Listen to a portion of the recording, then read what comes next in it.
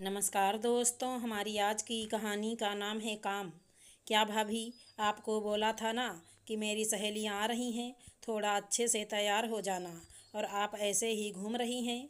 रुचि की ननद स्नेहा ने रुचि से कहा। हाँ तो स्नेहा, मैं भी बैठी नहीं थी, काम ही कर रही थी सुबह से। रुचि ने कहा, रहने दीजिए भाभी, मैं ही अपनी दोस्तों के लिए चाय नाश्ता ले जाती हूँ। बोल के स्नेहा रुचि के हाथ से ट्रे ले लेती है और चली जाती है। शाम में रुचि अपने देवर के लिए चाय लेके जाती है। कमरे में चाय रखते हुए बोलती है कि सचिन, तुम्हारे जो कपड़े गंदे हैं दे दो, जरा मशीन में डाल दूं। रुचि बिना सचिन की तरफ देखे बोले जा रही थी, फिर अचानक सचिन की आवाज़ सुनाई देती है। रुचि देखती है, सचिन वीडियो कॉलिंग पे ऑफिस मीटिंग पे था।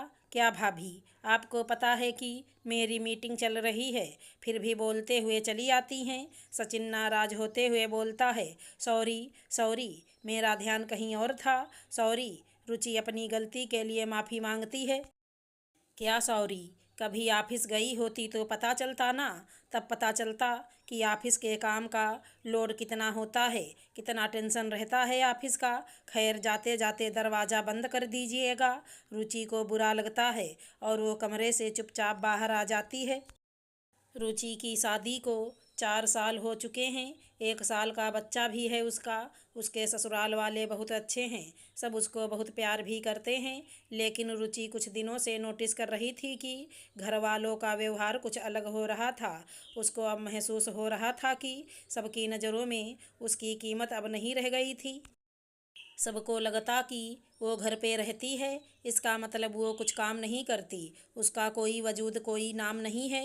रुचि सुबह से रात तक सारे घर वालों के काम करती रहती थी। पूरा का पूरा अपने आप को घर गृहस्थी में झोंक दिया था, घर वालों की देखभाल में। सास ससुर, देवर ननद, पति और 1 साल का बच्चा, इन सब के पीछे पीछे दौड़ते दौड़ते कब सुबह से रात हो जाती, उसको पता भी नहीं चलता। सबकी फरमाइशें पूरी करते करते खुद के बारे में बिल्कुल नहीं सोचती। पर अब उसको घर वालों का व्यवहार खुद के प्रति अच्छा नहीं लगता।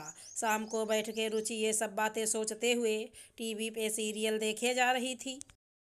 तभी, रुचि तैयार हो जाओ, मेरे ऑफिस के फ्रेंड के घर पार्टी है, तुम्हें भी बुलाया है, मैं भी तैयार होके आता हूँ। रुचि का पति संतोष ने कहा, अरे ऐसे कैसे चल दूँ अचानक से, सब्जी गैस पे बन रही है, माँ पापा को अभी खाना खिलाना है और बेबी भी अभी सो रहा है, उसको भी खिलाना है। अगर पहले बताया होता तो अब तक सब काम कर लिए होते और तैयार भी हो गई होती। तुम्हारे आने से पहले ही रुचि ने बोला, ये कहो ना, तुमको अपना ये घटिया सा सीरियल देखना है। जब कहीं चलने को कहो तो 50 काम गिनाती हो, और ना कहो तो बोलती हो कि कहीं ले नहीं जाते घुमाने। काम धाम कुछ करना नहीं है घर का, बस टीवी देखती हो। और जब कुछ बोलो तो ये काम करना है, वो काम करना है, गाना गाने लगती हो। बोल के संतोष कमरे में चला जाता। रुचि को बहुत बुरा लगता है और वो रोने लगती है। वहीं बैठे बैठे सासू माँ भी बड़बड़ाने लगती हैं कि बताओ, लड़का अभी ऑफिस से आया और आते ही उससे लड़ पड़ी। रुचि संतोष से बात नहीं करती है। फिर संतोष 2 दिन बाद रुचि से माफ़ी मांगता है कि सॉरी, मैं कभी कभी ज़्यादा गुस्सा कर जाता हूँ, लेकिन मैं सोच रहा था कि तुमको कहीं घुमा लाऊं। बहुत दिनों से कहीं अकेले गए नहीं हैं, लेकिन मुझे पहले बता देना चाहिए था। सॉरी, मैं बताना भूल गया था। कोई बात नहीं संतोष, लेकिन मैं भी अब जॉब करूंगी, मैं थक चुकी हूँ, अब मुझे नौकरी करनी है। रुचि ने अपना फैसला सुनाते हुए कहा।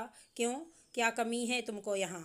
संतोष ने कहा, नहीं संतोष, अब मुझे लगने लगा है कि अगर छुट्टी चाहिए तो ऑफिस में काम करो, घर में नहीं। यहाँ कभी छुट्टी नहीं मिलती और यह भी सुनने को मिलता है कि कुछ काम नहीं करती हो। कभी कोई तनख्वाह नहीं मिलती है, कभी मेरे हाथ में पैसे नहीं रहते हैं। कम से कम उनको तनख्वाह तो मिलती है, चाहे वो जैसा भी काम करें। कितने रौब से करती हैं सब काम, कितने भी बेढंग से करें काम, कोई उनको फर्क भी नहीं पड़ता। रुचि रोने लगती है और रोते रोते बोलती है, घर में इतने सारे बास हैं, इतनी कमियां और गलतियां निकालने वाले हैं, इससे अच्छा रहेगा कि मैं भी जॉब कर लूं। मेरे पास भी पैसा रहेगा और घर में रौब भी रहेगा, वैल्यू भी रहेगी। यहाँ तो दिन रात काम करने पर भी ना कोई तारीफ है और ना ही सम्मान। यहाँ लोगों की मुझसे उम्मीद की कभी अंत ही नहीं होता। पढ़े पढ़े मेरी डिग्री रद्दी हो रही है, उसकी कुछ कीमत तो होगी। लोगों को पता या याद तो रहे कि मेरी शिक्षा क्या है। यहाँ तो रोटी सेक के परोस रही हूँ तो लोगों ने मुझे वेटर समझ लिया है। लोग शायद भूल गए हैं कि मेरी डिग्री उनसे भी उच्च है। दिन भर काम करते करते खुद को सजने और संवारने का मौका ही नहीं मिलता तो मुझे गई गुजरी समझा जाता है। महत्वाकांक्षी लोग रोटी कमाते हैं, बनाते नहीं हैं। संतोष बस बहुत हुआ, अब और नहीं, ऐसा कुछ नहीं है। तुम बस परेशान हो गई हो। चलो कहीं घूमने चलते हैं, घूम फिर के तुमको अच्छा लगने लगेगा। संतोष ने रुचि को खुश करते हुए कहा। घूमने फिरने से मेरी वैल्यू नहीं आएगी वापस संतोष। मुझे नौकरी करनी है तो बस करनी है, लेकिन उससे पहले अपनी वैल्यू, अपना नाम सबको बताना है। अगले दिन नाश्ते के टेबल पे रुचि सासू माँ को बोलती है कि माँ जी, मेरे मम्मी पापा वैष्णो देवी जा रहे हैं और मैं भी उनके साथ जाना चाहती हूँ। सासू माँ कहती हैं कि और घर के काम कौन करेगा, झाड़ू बर्तन वाली लगी ही है, कपड़े धोने के लिए मशीन है ही, तब कैसा काम है ना माँ जी। तो फिर, और वैसे भी कल से एक खाना बनाने वाली आ जाएगी और ननद जी हैं ही ना, थोड़े बहुत वो देख लेंगी ही, बस हो गया।